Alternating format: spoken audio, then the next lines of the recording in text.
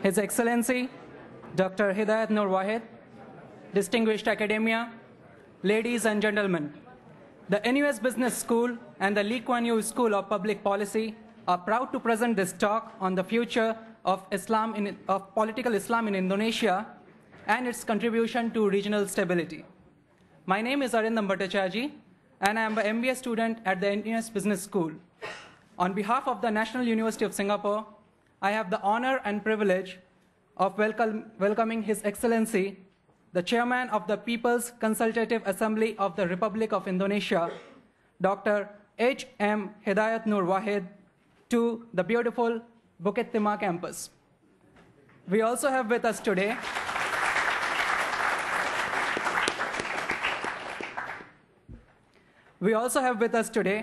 Professor Kishore Mahbubani, Dean of the Kuan School of Public Policy, and Professor Bernard Young, Dean of the NUS Business School.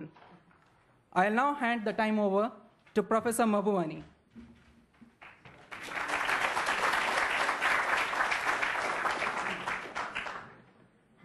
Dr. Wahid, Excellencies, Professor Bernard Young, friends, colleagues, it gives me great pleasure to welcome you to this lecture by Dr. Wahid. We are very privileged to welcome him here to the school. My role here is to spend as little time as possible between you and the speaker, so I'll make my usual 3 points. You all know when you come to Kuan School, you get 3 points. The first point I want to make is, of course, about Indonesia. And actually, the remarkable thing about Indonesia is how few in the world realize the remarkable story of Indonesia and democracy. And you look around Southeast Asia today, and I'm now an academic, so I can make politically incorrect comparisons.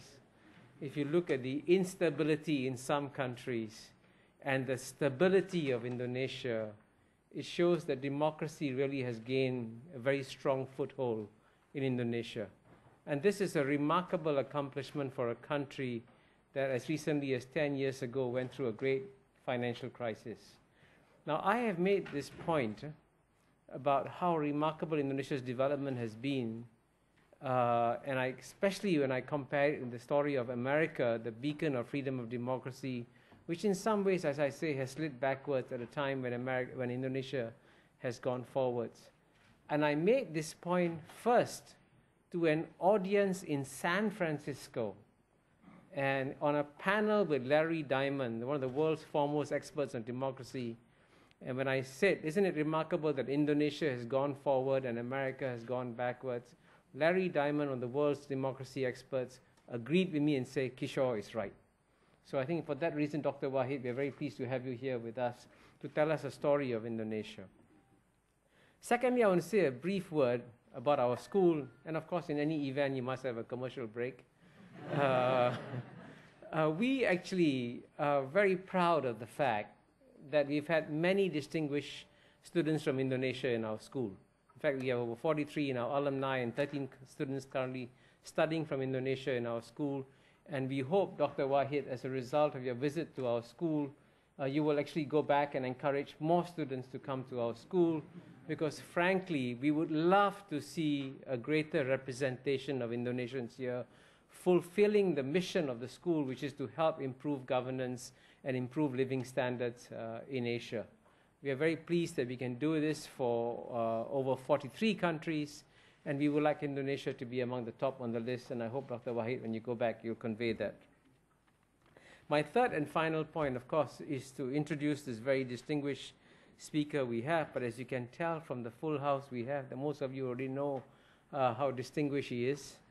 As you know, he's currently, the official title is that he's chairman of the People's Consultative Assembly of the Republic of Indonesia, which is the highest representative body at the national level.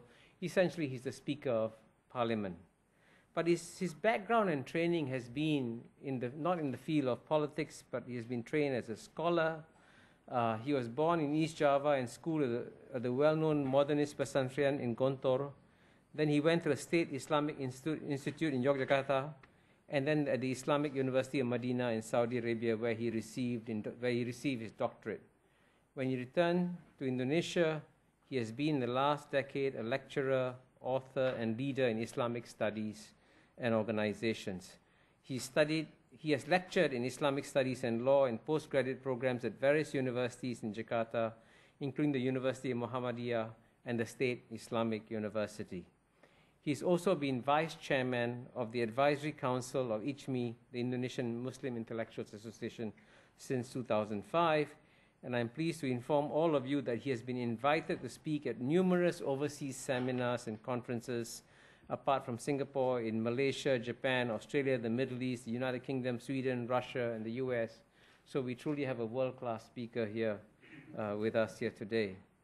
Now, his academic publications have explored areas such as managing the period of transition between the establishment of a civil society towards the establishment of civil society in Indonesia, Islam's inclusiveness within classical literature, Islam's revival and secular fundamentalism through a historical point of view, and the Islamic rejuvenation movement.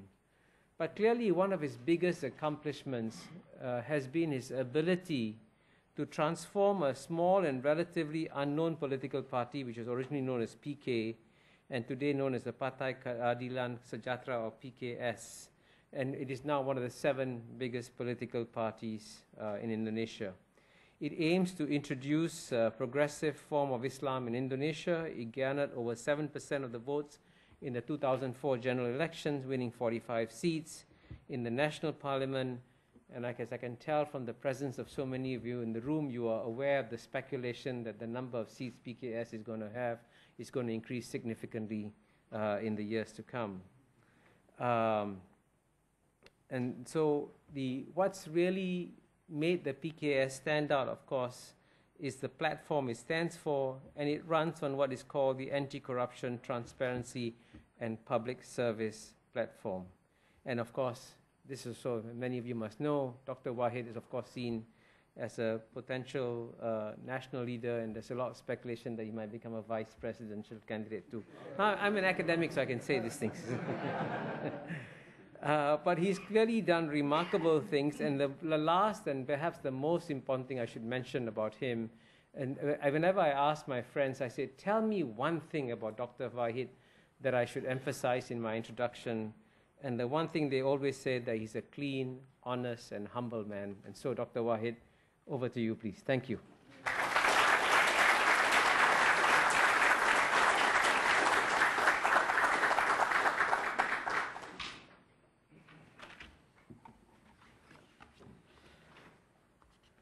Profesor Mahubani, Profesor Bernard Young, Bapak Wisnu Duta Besar Indonesia di Singapura, my colleagues, academia, brothers and sisters, ladies and gentlemen.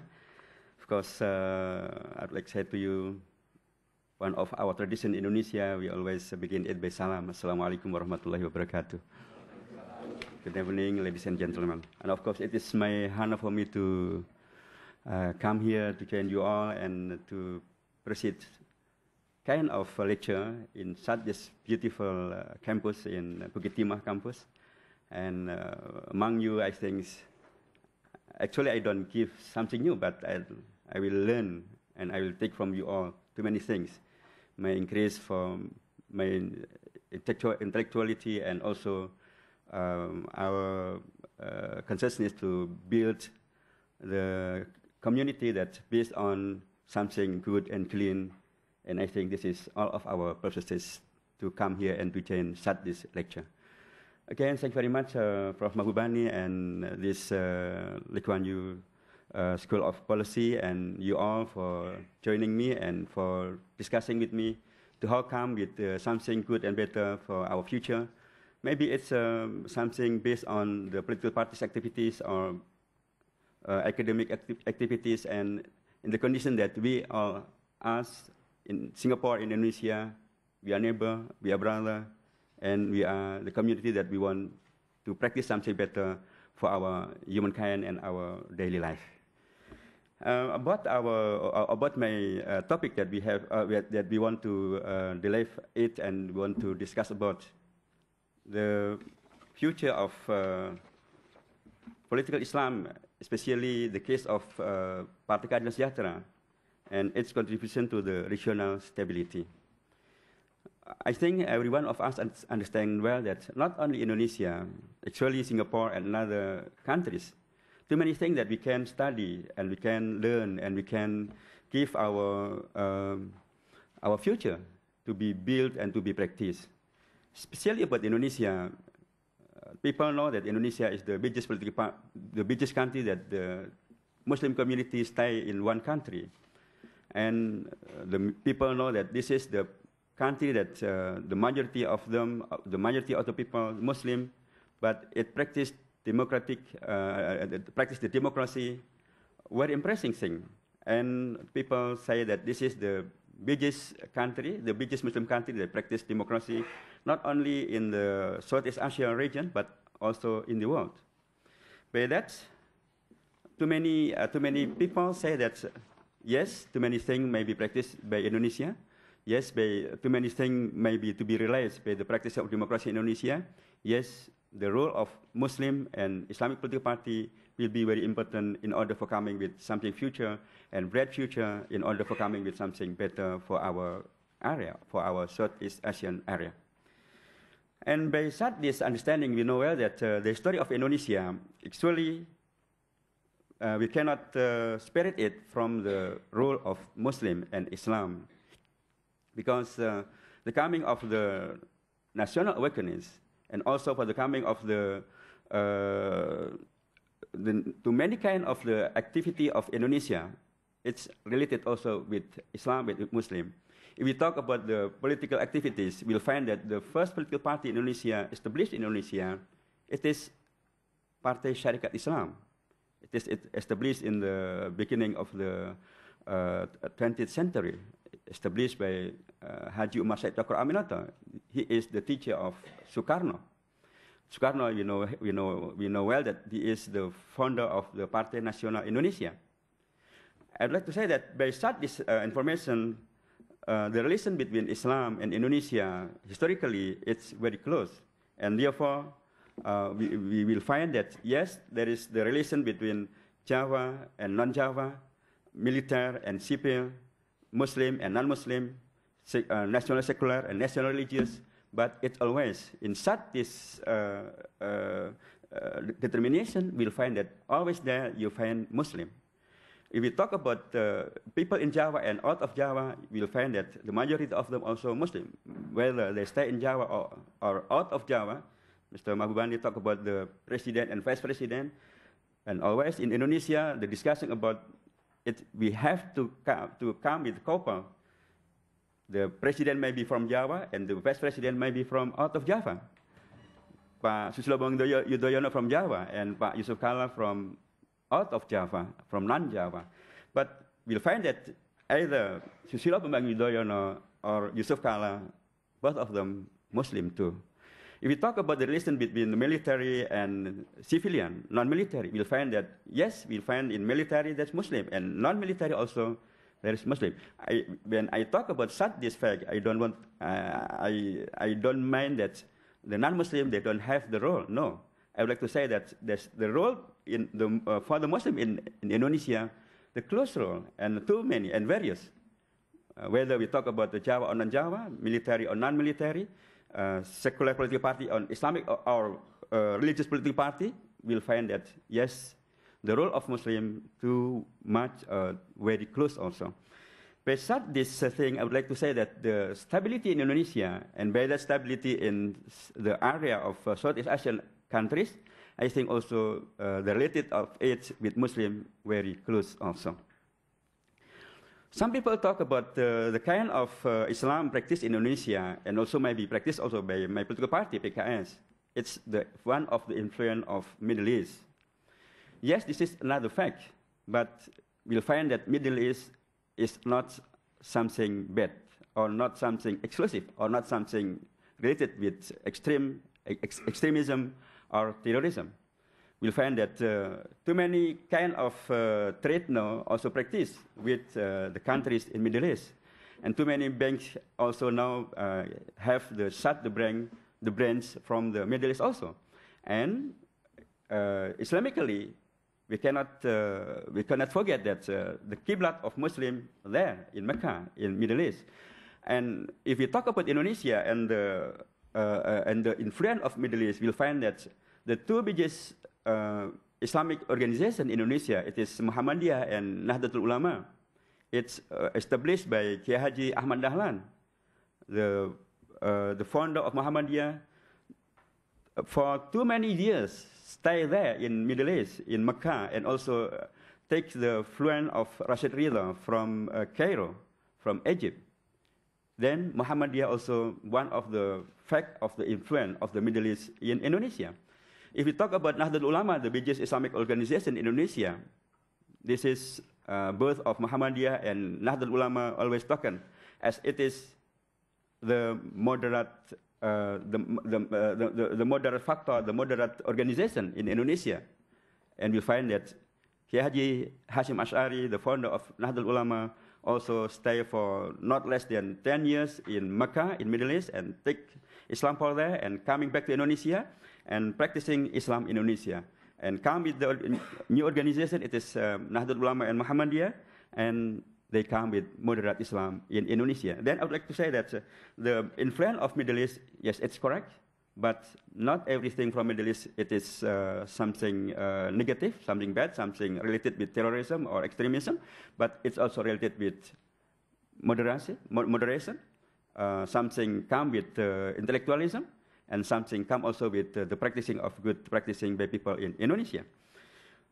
When we talk about the future of political Islam in Indonesia, it is also related with not only with the Muslim community, but also with the mass organization as NU, Muhammadiyah, Al-Irsyad, Dewan Dakwah Islamiyah, and other organizations in Indonesia. Why?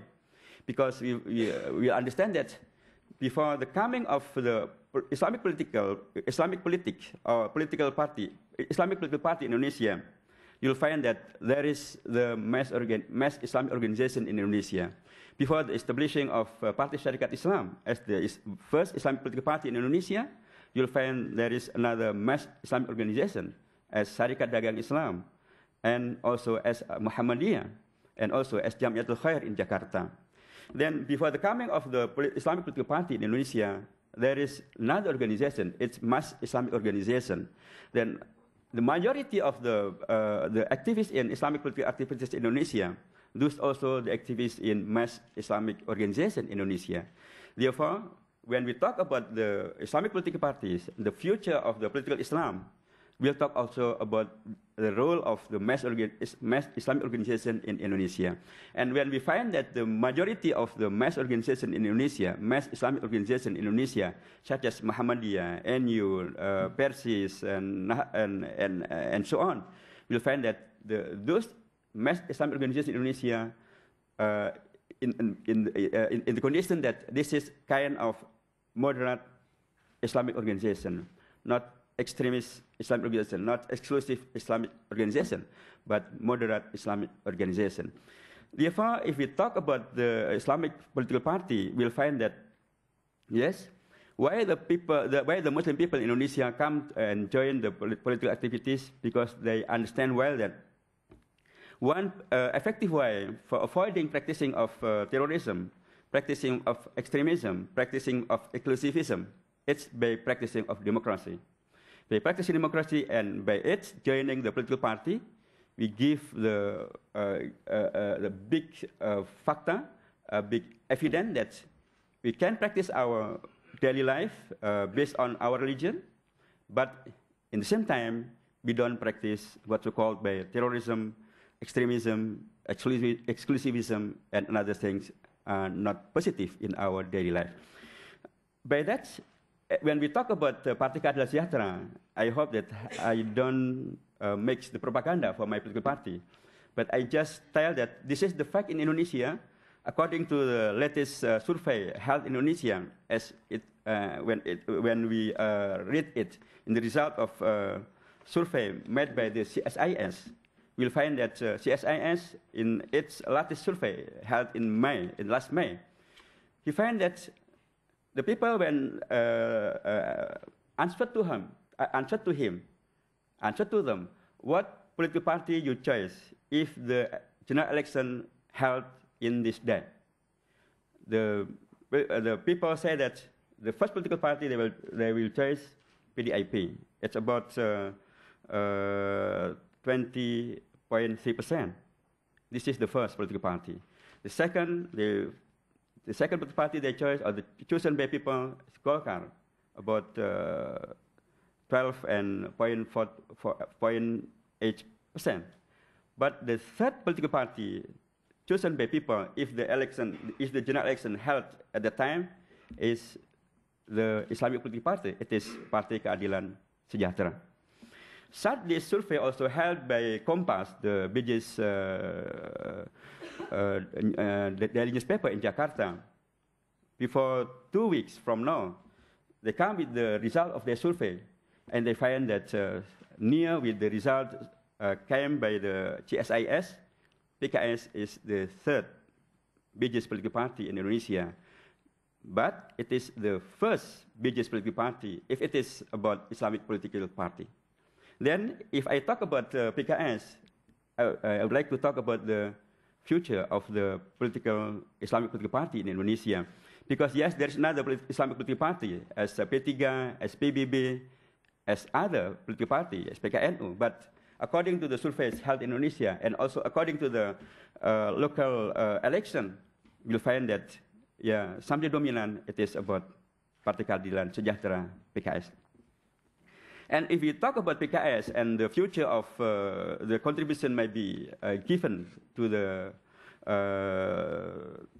regional stability, we'll find that, yes, practicing of the political party, political activities held by PKS, we'll find that there is something related with what we call about, not only about good and clean practicing, not only about something based on morality, not only something about democracy, but also something about how political parties join each other in order for coming with something better for not only for democracy, but also for the welfare of the people. You'll find that in local election in Indonesia, you find there is always the coalition between political parties. And you'll find if we come with the governor election from Aceh to the east area in Papua, you'll find that Partai Keadilan Sejahtera always makes such the coalition with another political party. And you'll find that not only Islamic political party joined by PKS, or they asked from PKS to join them, but we'll find in Riau, this is the province that's very near from here, from Singapore, Golkar make coalition with Partai Keadilan Sejahtera. And you know well that Golkar is not Islamic political party. But in Aceh, PAN make coalition with PKS. And you know well that PAN, yes, it is not Islamic political party, but it is not as Golkar as the secular political party. It is the political party that based on mass Islamic organization. But it is not Islamic political party as taken by them. If we talk to the latest local election in south of Sumatra, you'll find that there in Sumatra Selatan, in south of Sumatra, the coalition between PKS and PDIP. And you know well that PDIP, it is the political party led by former President of Indonesia, Megawati Soekarno Putri. And Megawati Soekarno Putri, as Yusuf Kala, led the secular national political party. But they asked or they accept the coalition with Islamic political party as PKS. If you come to another province in Indonesia, you'll find that in Papua, in the east of Indonesia, the Christian political party, it is Partai Damai Sejahtera, make the coalition with PKS, Islamic political party. PDS and PKS, both of them make the coalition there in Papua, in joining the governor election in Papua. What I want to say with such these factors, I would like to say that in Indonesia, there is not again the big trouble, big problem between what's so-called by national secular political party and national Islamic or national religious political party. Both of the political parties in Indonesia, maybe national secular political party or national Islamic political party, they can join each other in order for coming with the practicing of democracy in Indonesia. Especially for PKS. By such these factors, I would like to say that the coming of Islamic political party in Indonesia accepted well by all of political group in Indonesia.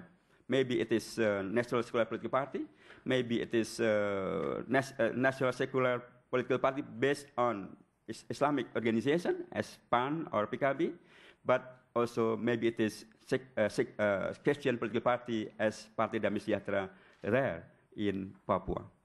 Then I would like to say that the future of Islamic political party in Indonesia, based such this fact, I believe that it is the condition that give the possibility for such this political party for giving the positive and active and productive future for the stability for Indonesia and also for the region.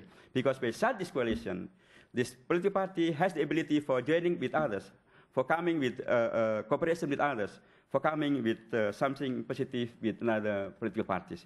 And you will find that one of the achievements from such this political party is when it's also success in such the coalition. You'll find that in west of Java, the coalition between PKS and Partai Amanat Nasional, we succeed in coming with the governor and vice governor from our coalition. In north of Sumatra, also, the coalition between PKS and P3 and other political parties, we succeed also in coming with governor and vice governor there in north of Sumatra. And you'll understand that if you read well about the fact of the provinces of Indonesia, you'll find that west of Java and north of Sumatra is too many very, very important provinces in Indonesia. Not only because of the amount of the people stay there, but also because of the safety strategies for the two provinces in Indonesia.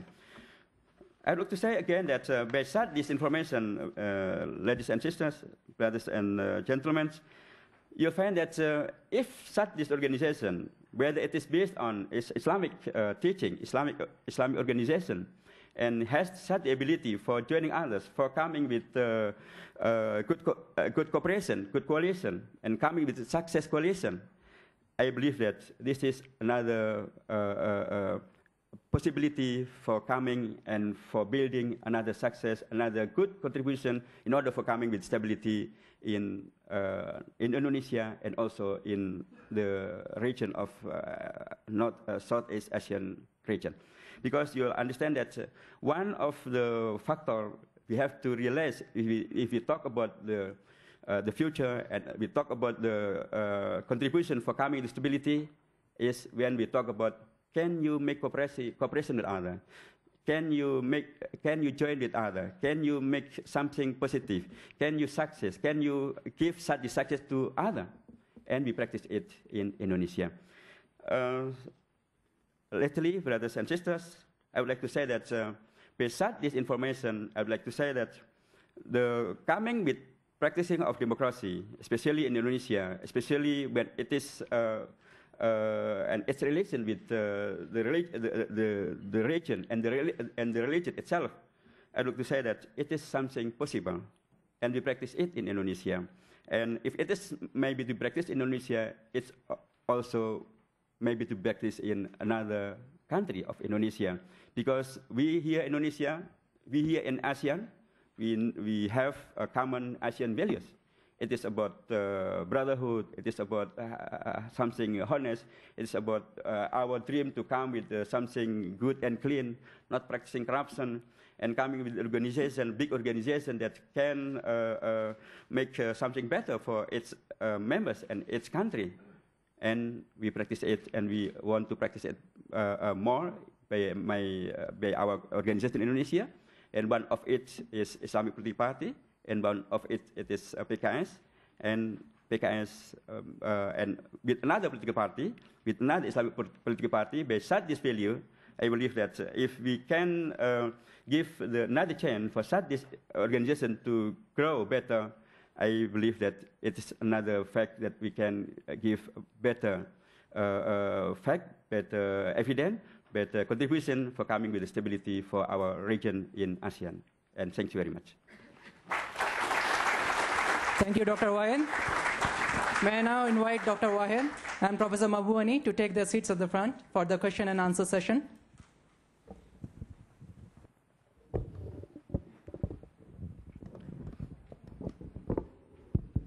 Thank you very much, Dr. Wahid. You know, the tradition is the chairman asks the question, first question, and I apologize if this is a slightly difficult question, okay? No problem. But I'm preparing you for the difficult questions that are going to come. My first difficult question is, you know, when you speak about the moderate Islamic forces in Indonesia, and I agree with the list you gave, can you tell us what, in your opinion, are the extremist Islamic forces in Indonesia that we should be aware of? Yeah, actually, this is the not easy, not easy question, but I think it is not easy answer also. Professor, of course, you know well that the extremism not only you find in Indonesia, you find the extremism all over the world, and not only related by the religion, but it is also related with another philosophy in the world, not only with Islamic religion, but also with another religion. And all of the religion in the world always reject the extremism. All of the morality in the world reject the extremism. All countries reject the extremism. Then the problem of extremism, not only the problem of Indonesia, not only the problem of Islam, not only the problem of Christianity, not only, this is the problem of our humankind, the problem of our historical kind, and the problem of our future also. Then